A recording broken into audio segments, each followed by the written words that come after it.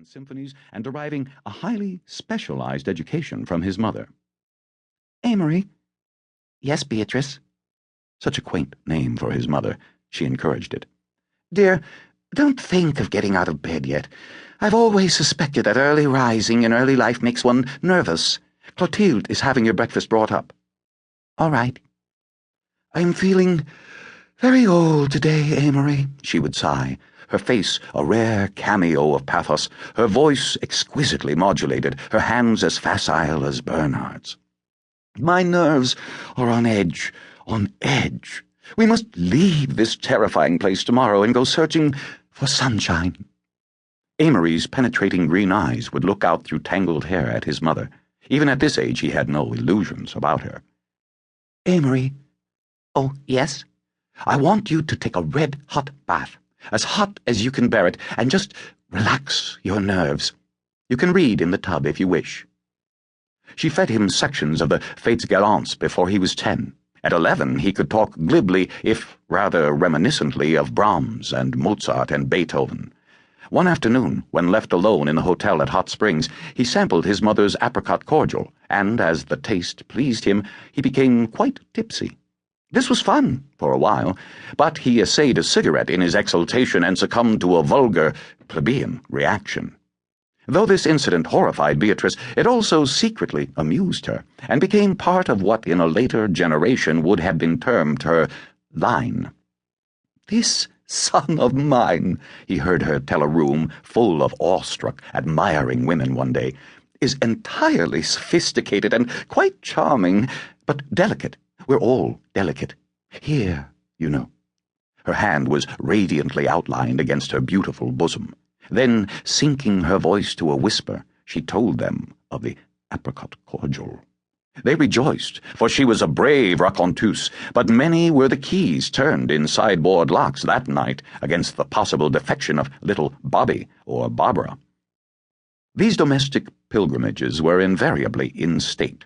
2 maids, the private car, or Mr. Blaine when available, and very often a physician. When Amory had the whooping cough, 4 disgusted specialists glared at each other, hunched around his bed. When he took scarlet fever, the number of attendants, including physicians and nurses, totaled 14. However, blood being thicker than broth, he was pulled through. The Blaines were attached to no city. They were the Blaines of Lake Geneva.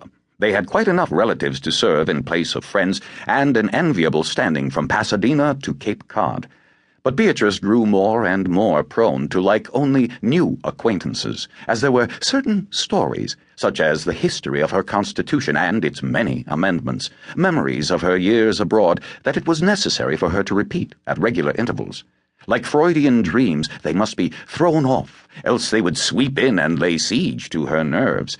But Beatrice was critical about American women, especially the floating population of ex-Westerners. They have accents, my dear, she told Amory. Not Southern accents or Boston accents, not an accent attached to any locality, just an accent. She became dreamy. They pick up old, moth-eaten London accents that are down on their luck and have to be used by someone. They talk as an English butler might after several years in a Chicago Grand Opera Company. She became almost incoherent. Suppose, time in every Western woman's life, she feels her husband is prosperous enough for her to have accent. They try to impress me, my dear. Though she thought of her body as a mass of frailties, she considered her soul quite as ill, and therefore important in her life.